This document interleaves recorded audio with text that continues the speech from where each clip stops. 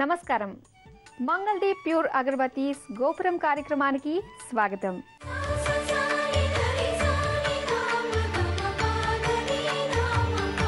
ఏ రోజు గోపురంలో సాంప్రదాయాలు చెప్పుకుని ముందుగా అర్చనలో మహాగౌరిని స్మరించుకుందాం.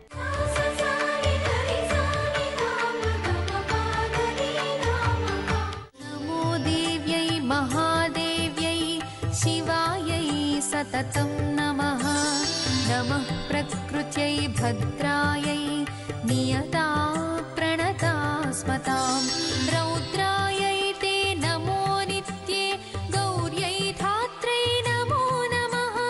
జ్యోత్స్నాయై చంద్రరూపిణ్యై సుఖాయై సతతం నమః.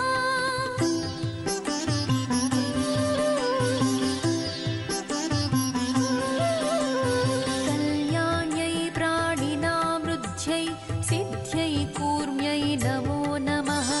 నైరుత్యై భూభృతాం లక్ష్మ్యై సర్వాణ్యై తే నమో నమః. దుర్గాయై దుర్గపారాయై సారాయై సర్వకారిణే ఖ్యాత్యై తస్యై చ కృష్ణాయై ధూమ్రాయై సతతం నమః.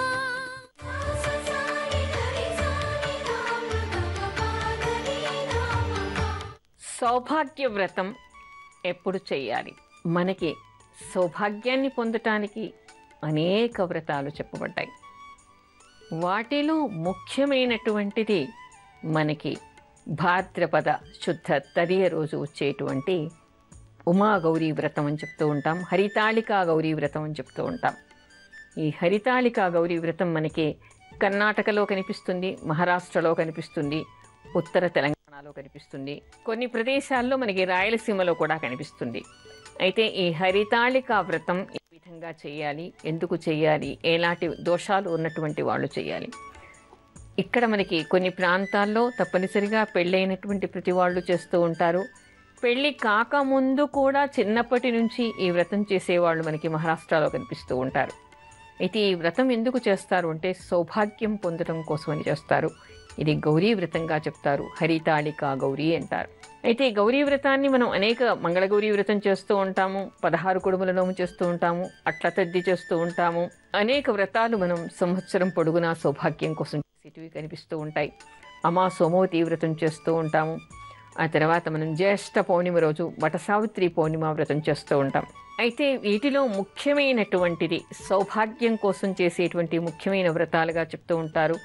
జ్యేష్ఠ పౌర్ణిమ రోజు వచ్చేటువంటి వటసావిత్రి పౌర్ణిమ, అదేవిధంగా అమావాస్య సోమవారం వచ్చినప్పుడు అమా సోమవతి వ్రతమని, అదేవిధంగా భాద్రపద శుద్ధ తదియ రోజు వచ్చేటువంటిది ఈ హరితాళికా వ్రతం అని చెప్తూ ఉంటారు. ఈ హరితాళికా వ్రతం సౌభాగ్యం కోసం చేసేటువంటిది. అంటే దోషాలు ఉన్నవాళ్ళు తప్పనిసరిగా చేస్తూ ఉంటారు. కానీ ఈ ప్రదేశాలన్నిట్లలో కూడా మనకి వివాహం జరిగిన తర్వాత అమ్మవారి వ్రతంగా సౌభాగ్యం కోసం అని చెప్పేసి స్త్రీలందరూ కూడా నొచ్చుకుంటూ ఉంటారు. ఈ వ్రతం చేయటం వలన సౌభాగ్యానికి అంటే వైధవ్య దోషాలు పోయి సౌభాగ్యం కలుగుతుంది అనేటువంటి విషయాన్ని చెప్తూ ఉంటారు. అయితే ఈ హరితాళికా వ్రతం ఏ విధంగా చేయాలి, ఎవరికైనా అంటే ఎవరెవరు చేయాలి అనేటువంటి విషయాన్ని ఈ రోజుల్లో ప్రత్యేకంగా మనం చెప్పుకోవాలి.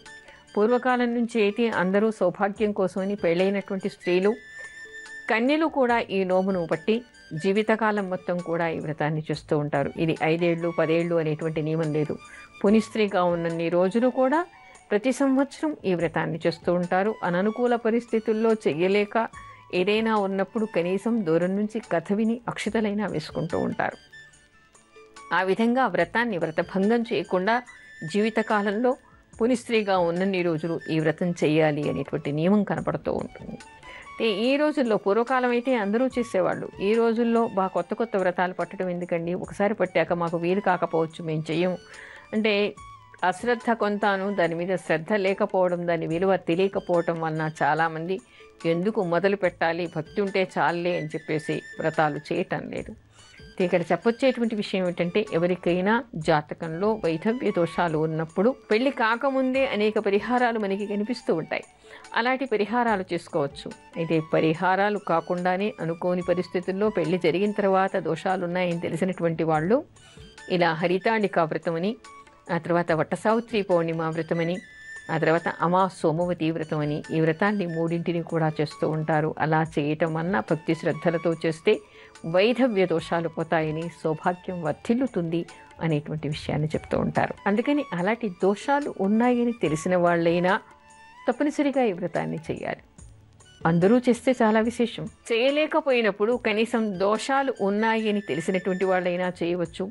ఆనవాయితీగా ఇంట్లో జరుగుతున్నప్పుడు వాళ్ళు కూడా పెద్దవాళ్ళతో సహా ఈ వ్రతాన్ని చేయవచ్చు. అయితే ఈ వ్రతానికి ఉండేటువంటి నియమాలు ఏమిటి, తిథిని ఏ విధంగా ఎంచుకోవాలి, వ్రతం ఎప్పుడు చేయాలి అనేటువంటి సందేహాలు కూడా కొత్తగా చేసేటువంటి వాళ్ళకి కలగవచ్చు. అయితే ఇక్కడ చెప్పేటువంటి విషయం ఏమిటంటే, విధియతో కలిసినటువంటి తదియ రోజు చేయకూడదు. చవితితో కలిసినటువంటి తదియను మాత్రమే చేయాలి. అంటే తెల్లవారి వినాయక చవితి వస్తుంది కదా, చవితి తిథి ప్రారంభం మధ్యలో అయినా పర్వాలేదు, తదియతో మొదలయ్యి చవితితో అంతమైనా పర్వాలేదు, ఆ రోజంతా కూడా తదియ తిథి ఉన్నా పర్వాలేదు. అలాంటి తదియ తిథిని ఎంచుకోవాలంటే ఏ రోజు చెయ్యాలి అనడానికి ఇది ఈసారి మనకి రేపే వచ్చింది. ఇది ఇవాళ 15వ తారీఖు, 16వ తారీఖు హరితాళికా వ్రతం, రేపటి రోజు చెయ్యాలి.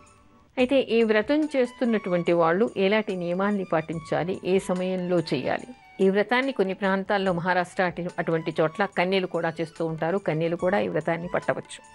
వివాహం కాకముందే ఏవైనా దోషాలు ఉన్నాయి అనుకున్నా, లేదా గౌరీదేవి మీద భక్తి ప్రపత్తులు కలిగినటువంటి ప్రతి స్త్రీ కూడా ఈ వ్రతాన్ని ఆచరించవచ్చు. వివాహమైనటువంటి స్త్రీలు కూడా ఇంట్లో ఆనవాయితీ ఉన్నా లేకపోతే తెలుసుకుని అయినా ఈ వ్రతాన్ని చేయవచ్చు. ఈ వ్రతాన్ని చేయాలి అనుకునేటువంటి వాళ్ళు ఏమిటంటే, రాత్రంతా కూడా జాగరణ చేయాలి. కాబట్టి ఎవరింట్లో వాళ్ళు సాధారణంగా చేసుకోరు. గ్రామీణ ప్రాంతాల్లో ఏం చేస్తూ ఉంటారు, ఒక్కో వీధిలో కొంతమంది కలిసి, ఒక 10 మందో 15 మందో 20 మందో కలిసి ఒక దగ్గర సామూహికంగా చేస్తూ ఉంటారు. ఎందుకు అంటే ఒంటరిగా జాగరణ చేయలేరు కాబట్టి, ఈ వ్రతాన్ని అర్ధరాత్రికి చేయాలి. కాబట్టి అర్ధరాత్రి ఒంటరిగా చేయడం కాదు, తర్వాత కథ కల్పం చెప్పేటువంటి బ్రాహ్మడు రావాలి. కాబట్టి అర్ధరాత్రి ఇవన్నీ కూడా ఒంటరిగా చేసుకోవడం కష్టమని సామూహికంగా ఈ వ్రతాన్ని చేస్తూ ఉంటారు. చేసేటువంటి వాళ్ళు ఎలాంటి నియమాల్ని పాటించాలంటే, ఆ రోజంతా కూడా ఏమీ తినకుండా ఉపవసించాలి. మధ్యాహ్నం పూట ఎక్కడ వ్రతాన్ని చేస్తూ ఉన్నారో అక్కడ అందరూ కూడా ఒక పళ్ళెంలో సైకత లింగాన్ని చేస్తారు. సైకత లింగం అంటే ఇసుకతో లింగాన్ని తయారు చేస్తారు. తయారు చేసి ఆ ఇసుక లింగానికి మధ్యాహ్నం పూజ చేస్తారు. మధ్యాహ్నం పూజ చేసి అందరూ కూడా దాని చుట్టూ చేరి ఒక చతురస్రాకారంగా ఉండేటువంటి ఒక బల్ల మీద ఒక పెద్ద పళ్ళెం పెట్టి, ఆ పళ్ళెంలో ఒక శివలింగాన్ని పెడతారు. శివలింగం అంటే మామూలుగా కొన్నది కాదు, ఇసుకతో చేసినటువంటి లింగాన్ని చేసి దానికి ప్రాణప్రతిష్ఠ చేసి అందరూ కూడా దాని చుట్టూ కూర్చొని ఎవరి ముందు వారు తమలపాకులో పసుపు గౌరీని చేసి పెట్టుకొని అందరూ కూడా మధ్యాహ్నం పూట దీపారాధన చేసి, శివుడికి బ్రాహ్మడు చెప్తూ ఉంటే అభిషేకం, పువ్వులతో నీళ్లు చిలకరిస్తూ అభిషేకం చేసి ఆ కథను చదువుకొని దీపారాధన చేసి, ఆ తర్వాత ఆ రాత్రి వరకు కూడా ఉపవసించి, రాత్రి అయిన తర్వాత నిశీరాత్రి వేళకి మళ్ళీ షోడశ గౌరీ వ్రతాన్ని చేస్తారు. అది కూడా దానికి కూడా కథ కల్పం లాంటివి ఉంటాయి. దానికి పుస్తకాలు దొరుకుతాయి, బ్రాహ్మణులు చెప్పేవాళ్ళు ఉంటారు. 10 మంది కలిసి కానీ లేదా చాలామంది కలిసి కానీ ఒక దగ్గర కూర్చుని ఈ వ్రతాన్ని చేయటం. అక్కడ బ్రాహ్మడు కథ చెప్తూ ఉంటే, కల్పం చెప్తూ ఉంటే, కల్పోక్త విధానంగా ఏ విధంగా పూజ చేయాలి అని చెప్తాడో ఆ విధంగా ఆ పూజా విధానాన్ని అనుసరించి పూజ చేయాలి.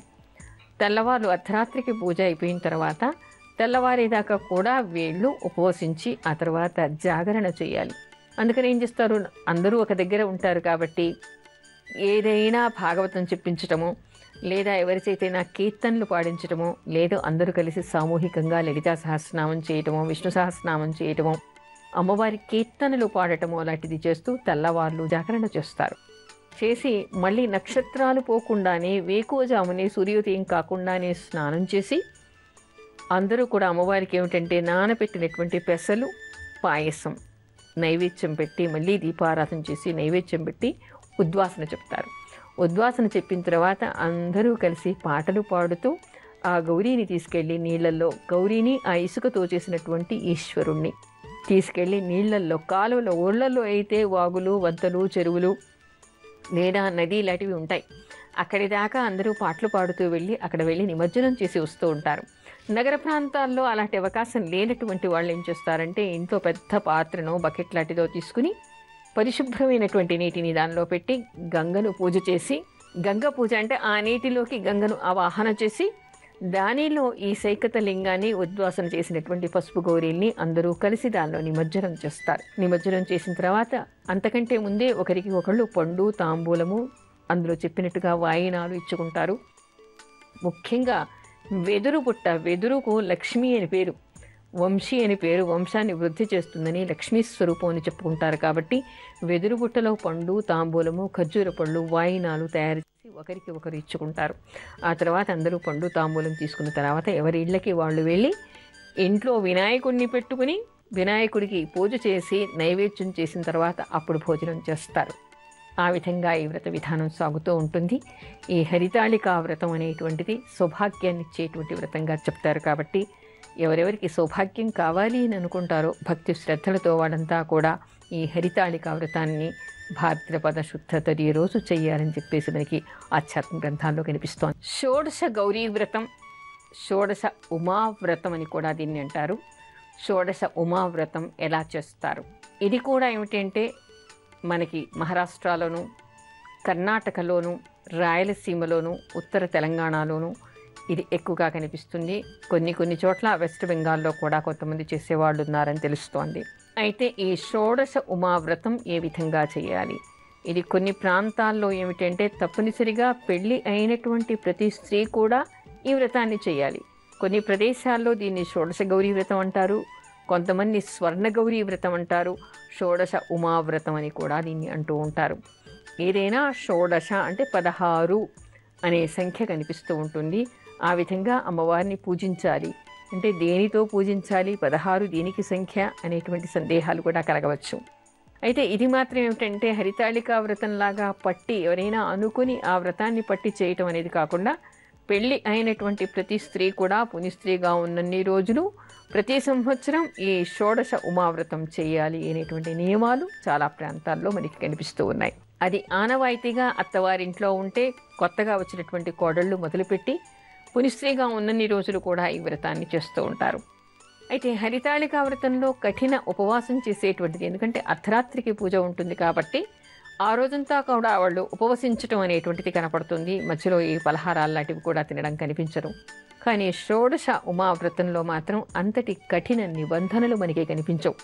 ఇది కూడా సౌభాగ్యం కోసం చేసేటువంటి వ్రతమే. అయితే దీనికి నియమం ఏమిటంటే కొత్తగా పెళ్ళైనటువంటి వాళ్ళు మొట్టమొదటి సంవత్సరం నుంచి దీన్ని ప్రారంభం చేయాలి. అయితే ఎవరికైనా ఇలా మూఢాలు ఇలాంటివి ఉన్నా కూడా తర్వాత సంవత్సరం మొదలు పెడుతూ ఉంటారు. కానీ పెళ్ళైనటువంటి ప్రతి స్త్రీ కూడా ఇది చెయ్యాలి అని చెప్తూ ఉంటారు. ఒకవేళ వ్రతం పట్టడానికి వీలు కాకపోతే ఉపవాసం అన్నా చేసి కథ విని అక్షతలు వేసుకోవాలి అని చెప్తూ ఉంటారు.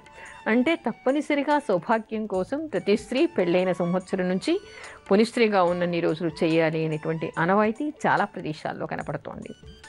అయితే ఈ వ్రతాన్ని ఏ విధంగా చేస్తారు? పెళ్ళవగానే మొట్టమొదటి తదియ రోజు, భాద్రపద శుద్ధ తదియ రోజు చేయటమే ఇది కూడా. అయితే ఏ విధంగా చేయాలంటే అభ్యంగన స్నానం చేసి ఉదయాన్నే సంకల్పించుకోవాలి.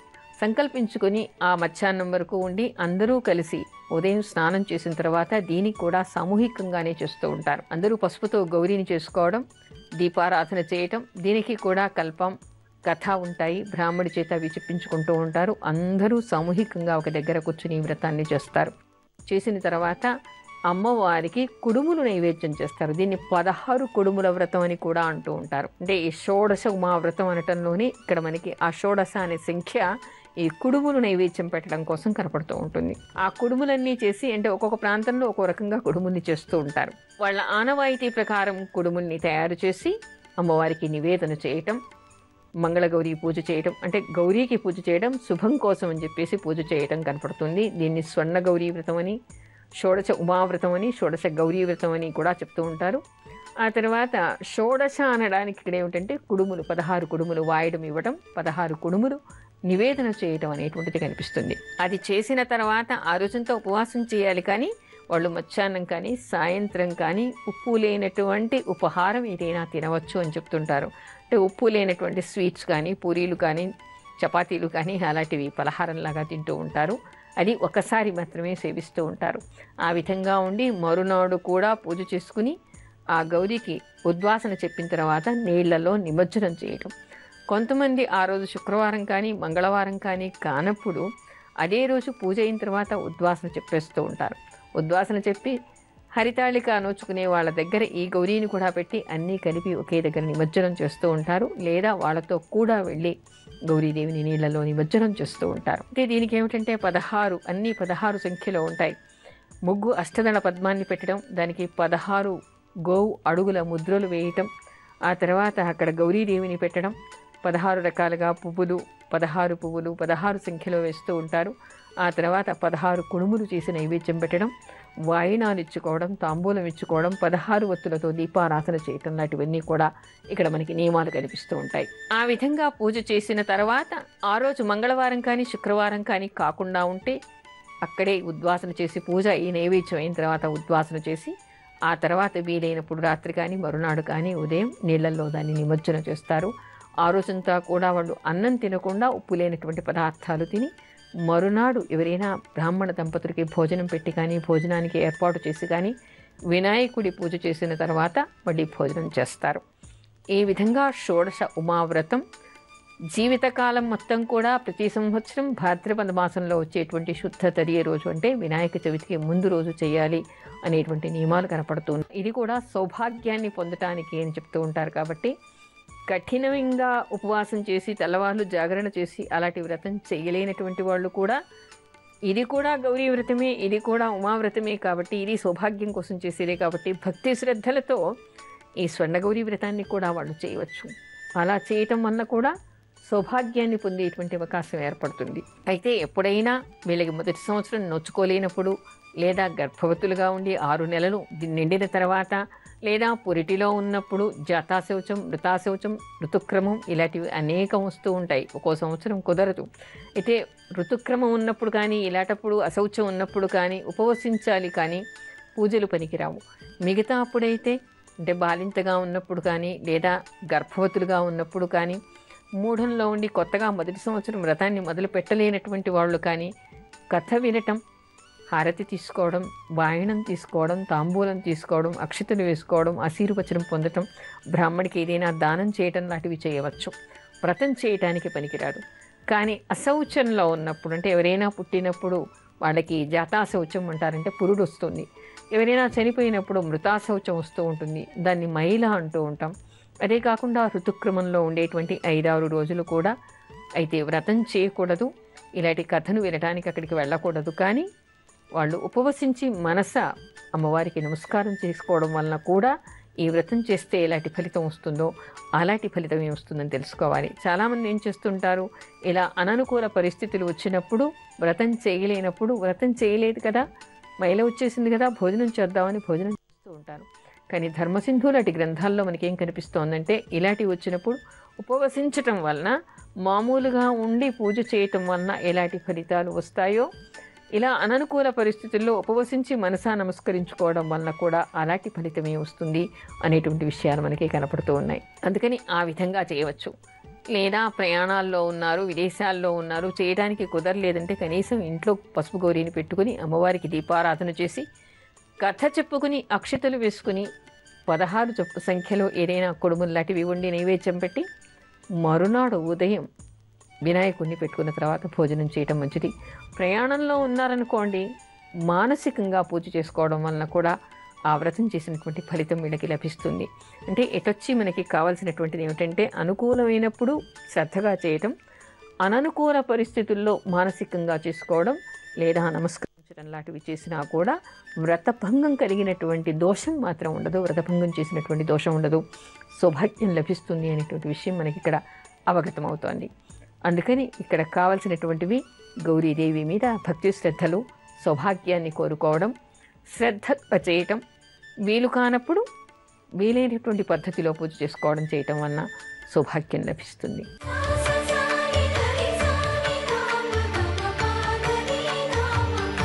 ఓం శ్రీ మహాగౌర్యై నమః.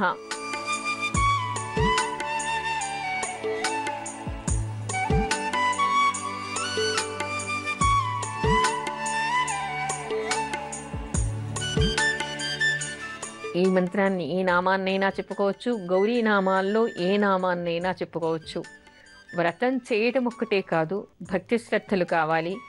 ఆ రోజంతా కూడా గౌరీ నామస్మరణ చేయటం వలన సౌభాగ్యం లభిస్తుంది.